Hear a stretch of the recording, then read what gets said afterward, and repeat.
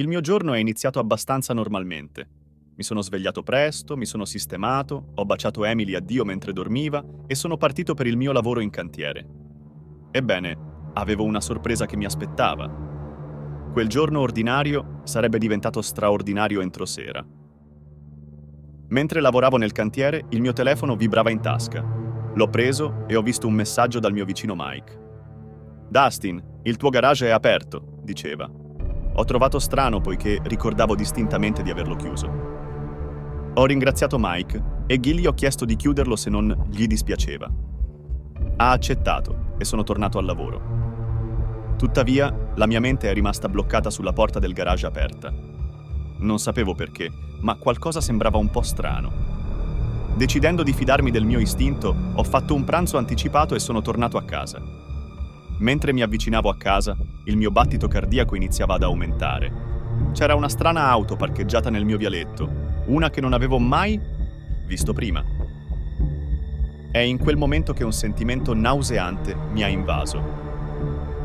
Ho parcheggiato silenziosamente il mio camion sulla strada e sono camminato silenziosamente verso casa mia.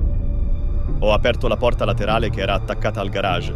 Non era chiusa a chiave, e nemmeno la porta che entrava in casa dal garage. Mentre camminavo per casa senza le mie scarpe, sono entrato nella scena più devastante del cuore. La mia Emily, mia moglie, tra le braccia di uno sconosciuto. Si stavano baciando e entrambi avevano pochissimi vestiti addosso, proprio davanti a me. Tutto ciò che sentivo era rabbia e vedevo rosso. Il mondo girava intorno a me. Sentivo che stavo per vomitare.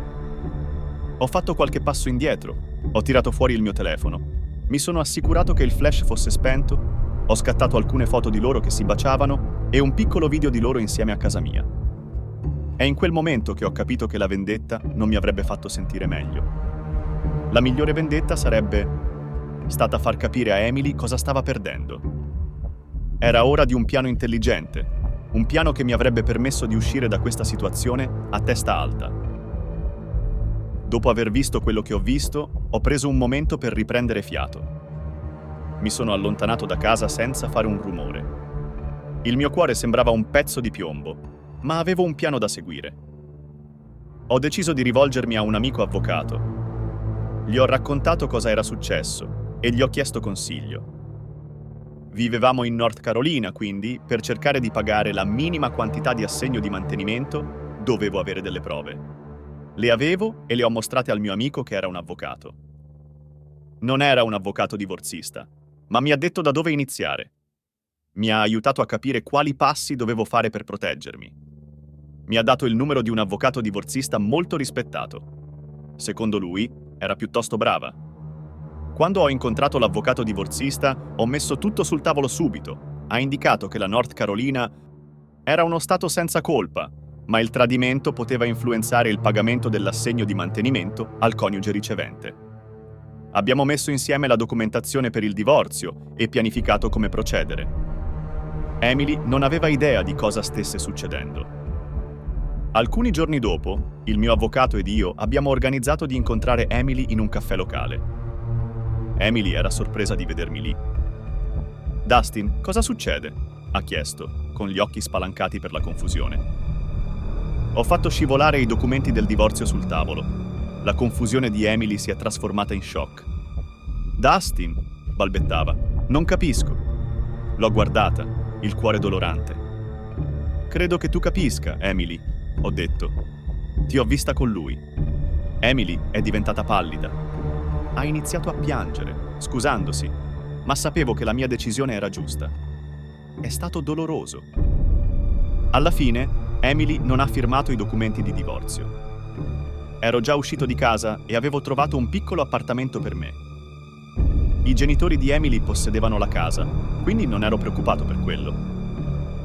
Il giorno dopo che ha ricevuto i documenti di divorzio, i suoi genitori l'hanno aiutata finanziariamente così che potesse ottenere il suo avvocato.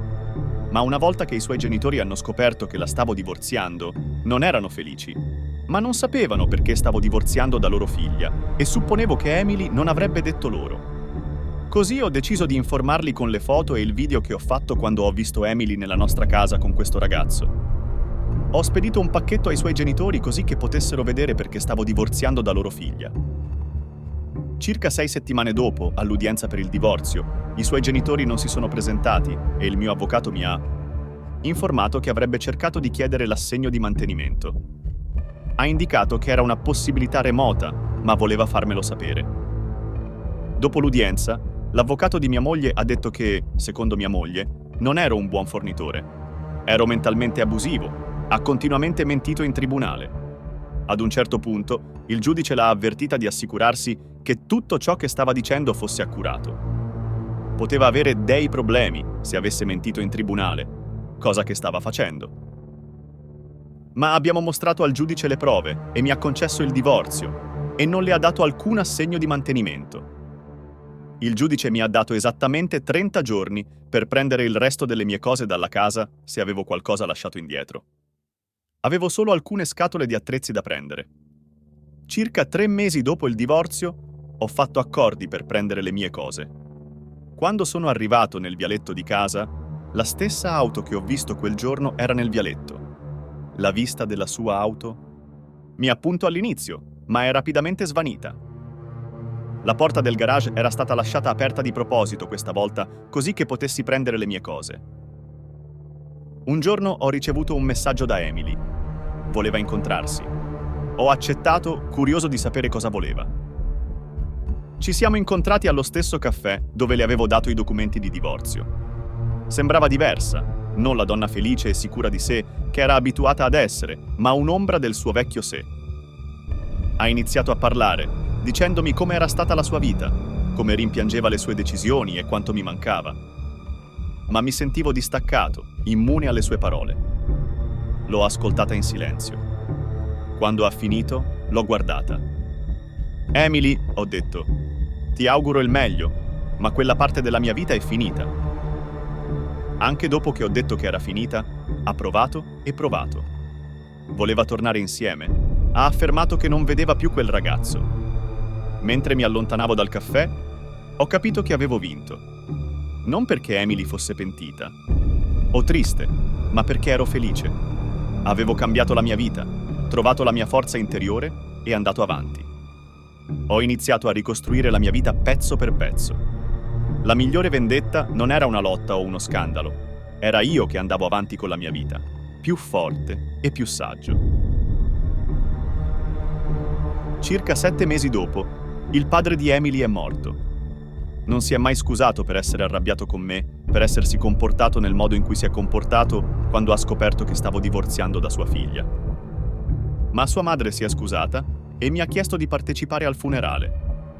Quasi non ci sono andato, ma non avevo niente contro la mamma e non ero il tipo di uomo che serba rancore. Quel che è fatto, è fatto. Mentre passavano le settimane, si diceva che Emily stava avendo più problemi con la polizia. È stata arrestata per guida in stato di ebbrezza un fine settimana. Il suo nuovo ragazzo è violento e sta spacciando droga dalla casa di sua madre. Come lo so tutto questo? Sua madre mi chiama ancora di tanto in tanto. Oh, eravamo sposati solo per 8 anni, quindi avrebbe potuto comunque ottenere l'assegno di mantenimento, probabilmente per metà del tempo che eravamo sposati, ma ha tradito e ha influenzato l'esito. Beh, secondo me, questo giovane si è comportato abbastanza bene. Non è diventato violento, ha ottenuto delle prove rapide e ha continuato a muoversi. Molte persone non sarebbero state così calme in quella situazione. Ha usato il sistema giudiziario per la sua battaglia. Ma penso anche che sia stato fortunato nello stato della Carolina del Nord, perché la Carolina del Nord è uno stato senza colpa, ma con una riserva. Il tradimento può influenzare l'esito dell'assegno di mantenimento. Inoltre, anche quando i suoi genitori non erano dalla sua parte, alla fine ha ancora mostrato grazia. Secondo me, serbare rancore non è mai una buona cosa, a seconda di cosa sia. Sono un fermo credente che il tempo guarisca tutte le ferite, alcune ci mettono solo più tempo di altre. Fino alla prossima volta.